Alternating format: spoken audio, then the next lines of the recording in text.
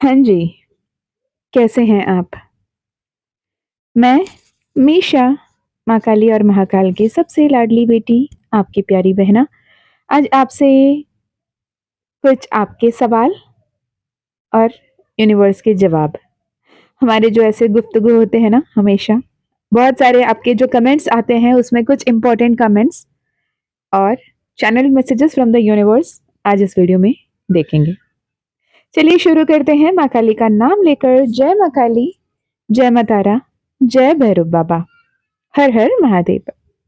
सबसे पहले मैं ये प्रार्थना करूंगी कि आप, आपके अपने, आपके प्रियजन, हर कोई कुशल मंगल हो, हर सुख सुविधा आपको मिले, ईश्वर की कृपा हमेशा आप पर बनी रहे, डिवाइन गाइडेंस को आप सही से समझ पाएं, डिवाइन ब्लेसिंग्स को ग्रेसफुली एक्सेप्ट कर पाएं और अपने जीवन में बेहतरीन की तरफ आगे बढ़ पाएं। तो आप जरूर बताना कमेंट में आप कैसे हो। मैं बिल्कुल बिंदास हूँ माँ काली की कृपा से, आप सभी के प्यार के साथ और दुआओं के साथ। सच कहें, मैंने ना कुछ दिन पहले इत्तेफाक से मैं काम कर रही थी और होता है ना, आप जैसे हो जरूरी नहीं कि आपके आसपास के हर कोई वैसे ही हो। तो the people along with me surrounded, I am surrounded by those people, जो लोग ना बहुत ही ज़्यादा मतलब किसी के बारे में अगर एक टॉपिक मिल गया बस गॉसिप करना शुरू, नेगेटिविटी शुरू। और देखो, ज़रूरी नहीं है कि आप कहीं पे ऐसे जगह गए हो जहाँ पे बहुत सारे पकवान बँट रहे हैं और उसमें कुछ आपको नापसंद हो और आप उसे ज़बरदस्ती खाना पड़े, नहीं, आप मना कर दोगे, है ना? वैसे ही ऐसे लोगों के साथ हम जब रहते हैं जिनके हाव-भाव या फिर जिनके बिहेवियर, जिनके पैटर्न हमसे रेजोनेट नहीं करती हैं, तो it is not mandatory that you should also resonate with them. हाँ पे हाँ भरने की ज़रूरत नहीं है। तो मैं शांत रहती, कुछ नहीं बोलती, क्योंकि अब सबसे आसान क्या काम होगा? क्या उनका मुँह बंद करना है या खुद का कान? सबसे आसान खुद का कान बंद करना है। खुद के अंदर के वो जो दैवी शक्तियाँ हैं, खुद के अंदर की जो दैवत्व है, खुद के अंदर की जो पॉज़िटिविटी है, उसे बचाना संभव है, ना कि किसी और को नेगेटिविटी स्प्रेड करने से रोकना। जैसे आप खुद में पॉजिटिव होते हैं, खुद में ऑप्टिमिस्टिक होते हैं, कॉन्शियस होकर सिर्फ़ और सिर्फ़ पॉजिटिविटी को चूज़ करते हैं और अपने ऑरा को सेट करते हैं, बाउंड्री ऑरा को प्रोटेक्ट करते हुए अपने बाउंड्री को सेट कर देते हैं, हेल्दी बाउंड्रीज़ क्रिएट करते हैं, तो चाह कर भी कोई आपको नेगेटिव बना नहीं सकता। मतलब वो गॉसिप कर रहे हैं फॉर एग्ज़ाम्पल, तो आप उस गॉसिप में इन्वॉल्व हुए बिना रह सकते हो, राइट? कर्म करना बेहद ज़रूरी है। कर्म हर पल होता है। उठो, उठ के वो काम करो, सिर्फ़ वही कर्म नहीं होता। आप मन में जो सोचते हो, जो चेतना में जो आपकी इच्छा जागृत होती है, जो भी डर जागृत होता है, सभी आपके कर्म में ही गिने जाते हैं। अगर आप अच्छे काम कर रहे हो, तो अच्छे फल ज़रूर मिल रहे हैं और जब बुरे काम करते हैं, तो बुरे के बुरे फल भी हमें मिलकर रहते हैं। जैसे करनी, वैसे बरनी, है ना? अर्जुन को श्री कृष्ण भी यही पाठ सिखाते हैं, तू बस अपना कर्म करते जा। सिर्फ अपना कर्म करते जा, फल की चिंता मत करो, फल जब मिलना हो, वो जैसे मिलना हो, जहाँ मिलना हो, वो मिलकर रहेगा। ये कांस्टेंट है, डिवाइन जस्टिस मिलकर रहती है। You don't have to chase it, you don't have to wait for it, but अच्छे कर्म करना तुम्हारे हक में है। बस तुम अच्छे कर्म करना चाहते हो या फिर अच्छे कर्म नहीं करना चाहते हो, ये तुम्हारे हक में आता है। अगर कोई ऐसे लोगों के बीच में आप हो जहाँ पे लोग सिर्फ दूसरों की बुराइयाँ करते हैं, बहुत ज़्यादा नेगेटिव बातें करते हैं या फिर किसी के लिए बुरा सोचते हैं, गॉसिप करते हैं और उनके सामने आते ही बटरिंग शुरू, तो ज़रूरी नहीं कि आप भी उनमें हाँ में हामी भरें। नहीं, नॉट नेसेसरी, नॉट मैंडेटरी। आप जितने पवित्र होंगे अपने तन से, मन से, अपने सोच से, अपनी बुद्धि से, उतना ही सब कुछ बेहतर होगा आपके लिए, उतना ही उनके लिए भी, राइट? चलिए, अभी हम सवाल लेते हैं और सवाल की जवाब देखते हैं। सबसे पहले कमेंट ऐसा आया था जहाँ पे उन्होंने पूछा कि मैं काफ़ी समय से, इनफैक्ट काफ़ी सालों से लॉ ऑफ अट्रैक्शन प्रैक्टिस कर रही हूँ, पर छोटे-मोटे जब मैनिफेस्टेशन करती हूँ, हो जाता है। बड़े-बड़े मैनिफेस्टेशन में मैं अगर मेरे दोस्तों को हेल्प करना चाहती हूँ, उन्हें बताती हूँ, उनका बहुत ईज़िली एफर्टलेसली मैनिफेस्ट हो जाता है। पर जब मैं खुद के लिए मैनिफेस्ट करने लगती हूँ कोई बड़ा-सा गोल, वो कभी भी अचीव नहीं होता। अब इसका क्या करना? ऐसे में मैं ये भी नहीं समझ पाती कि लॉ ऑफ अट्रैक्शन काम नहीं करती, पर लॉ ऑफ अट्रैक्शन मेरे लिए क्यों काम नहीं करती, राइट? तो इसका सवाल, ये जो सवाल है इसका जवाब ये है कि जब भी आप किसी अपने दोस्त को बताते हो लॉ ऑफ अट्रैक्शन, आप जब भी अपने दोस्त को समझाते हो लॉ ऑफ अट्रैक्शन के बारे में, मैनिफेस्टेशन के बारे में, techniques of law of attraction हो गई, उसके बारे में जब भी आप अपने दोस्त को बताते हो, अपने दोस्त यारों को बताते हो, आप इतने कन्विक्शन के साथ बताते हो, इतनी ट्रस्ट के साथ बताते हो और वो इतना ज़्यादा ट्रस्ट कर लेते हैं, वो क्योंकि आपकी ऑरा, आपकी एनर्जी को समझते हैं, तो उसे और डबल कन्फर्मेशन के साथ, कंप्लीट ट्रस्ट के साथ करते हैं, तो उनकी पूरा हो जाती है। आपके इसलिए नहीं होती क्योंकि आपने वो कंपैरिजन स्टेटमेंट लगा रखा है कि उसकी हो गई मेरी नहीं हो रही है, राइट? यूनिवर्स ना जब भी आपको देता है, देने से पहले टेस्ट जरूर करता है, ओके? जब देता है, देने से पहले टेस्ट ज़रूर करता है, आपके आस-पास वालों को देने लगता है, जो अगर सपोज़ समझो आप कोई जॉब मैनिफेस्ट कर रहे हो, आपके आस-पास के परिवार में, आपके आस-पास के रिलेटिव्स में, नेबर्स में जॉब मिलने लगेंगे और आप लगेगा कि यार मैं तो प्रे करती रहती हूँ, मुझे नहीं मिल रहा, मैं प्रे करता रहता हूँ, मुझे नहीं मिल रहा, देखो उसकी हो गई, इसकी हो गई। क्या आप उनके जॉब मिलने को लेकर खुश हो या फिर आप ईर्ष्या महसूस करते हो, राइट? अगर आप उनके किसी के लिए भी अच्छा कुछ होते हुए देख के उनके लिए हैप्पीनेस फील नहीं करते, उनके लिए खुश नहीं महसूस करते, तो यूनिवर्स को लगता है कि वो फीलिंग आपको अच्छा नहीं लगता, इसलिए आपको नहीं देना चाहिए। It is like the patch test. जब भी होता है ना कुछ भी नए प्रोडक्ट यूज़ करने से पहले, दवाई खाने से पहले जैसे एलर्जिक टेस्ट कर लेते हैं कि आपको ये सूट करता है कि नहीं करता है। अगर किसी और के साथ होते हुए आपको अच्छा नहीं लगता, तो आपके साथ भी होगा तो आपको अच्छा नहीं लगेगा, तो इसलिए वो आपको नहीं मिलती है। ये यूनिवर्स की तरीका है काम करने का।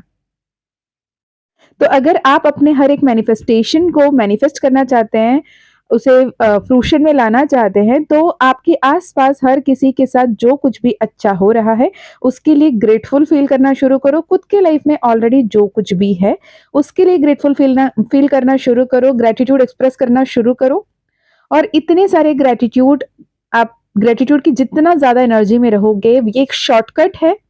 सुबह से शाम जब आपको दिल करता है तब आप ग्रैटिट्यूड की एनर्जी में रहोगे, ऑटोमैटिकली आपकी एनर्जी हायर वाइब्रेशन में रहेगी, हायर वाइब्रेशन यूनिवर्सल एनर्जीज के साथ अलाइनमेंट में आएगा और आपकी हर एक मनोकामना, हर एक इच्छा पूरा होगा।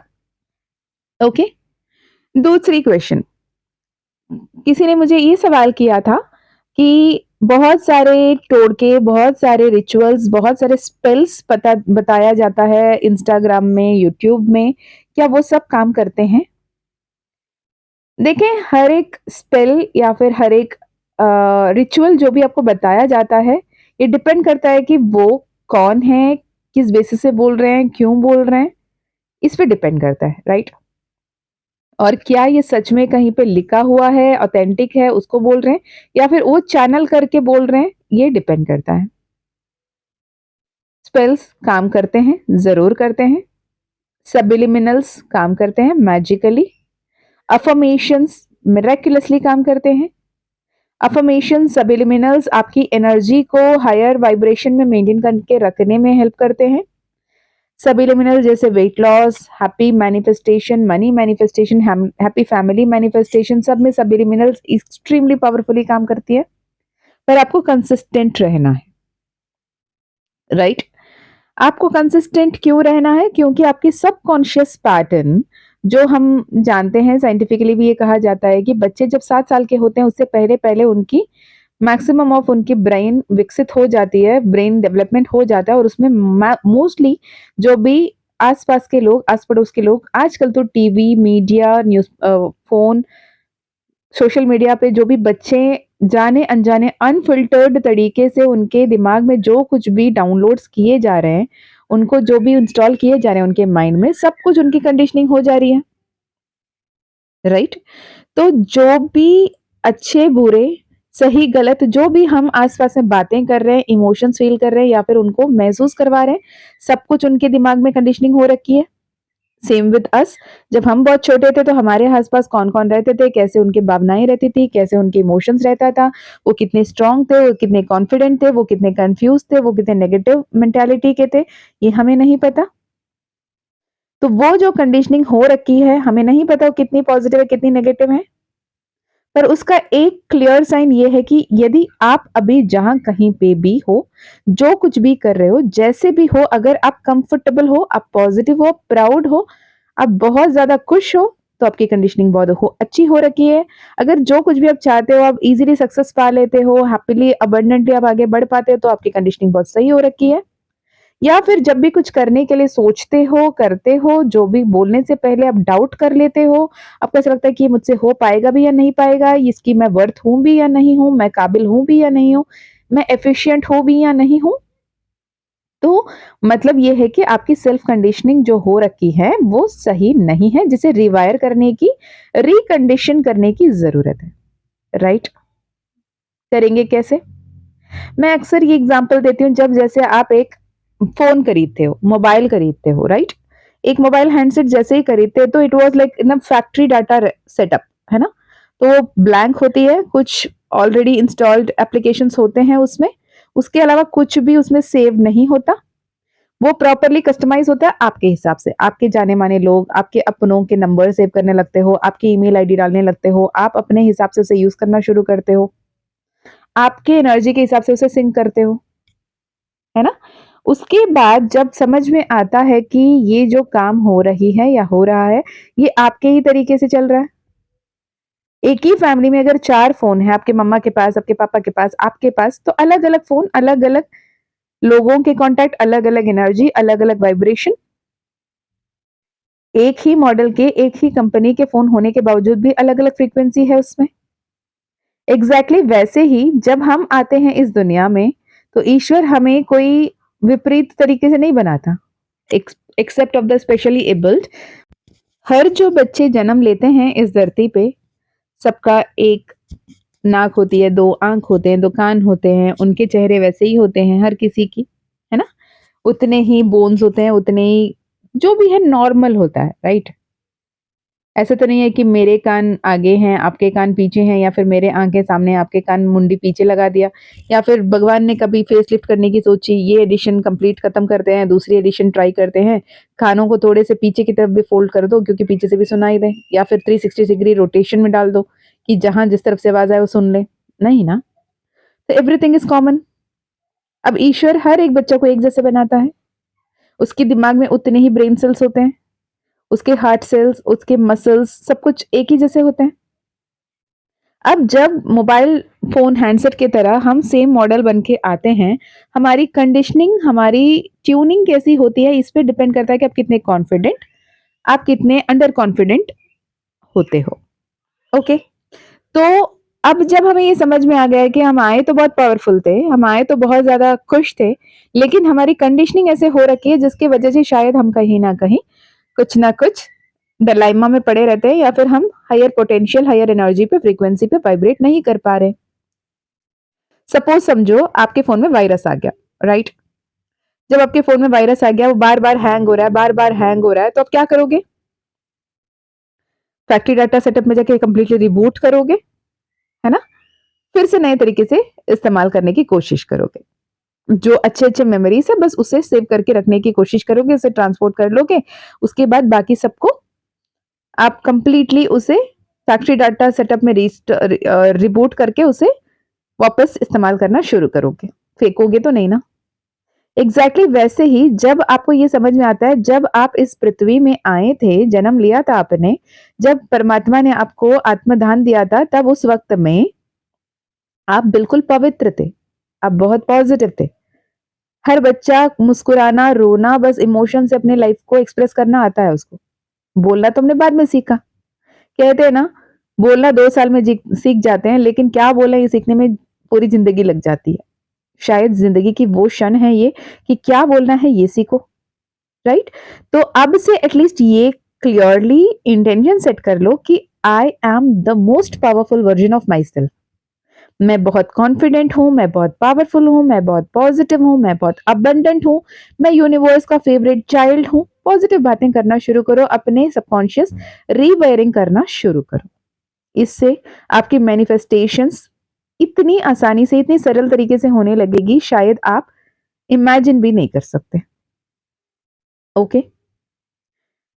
और रिसेंटली और एक सवाल आया था एंसेस्ट्रल कर्स को लेके, ब्लड लाइन कर्स को लेकर। उसमें एक बंदा बहुत ब्यूटीफुली उन्होंने पूछा था कि मैं अपने लाइफ में मैंने किसी के साथ कुछ बुरा नहीं किया, मैंने किसी के साथ कुछ गलत नहीं किया, मैंने किसी के लिए गलत सोचा तक नहीं।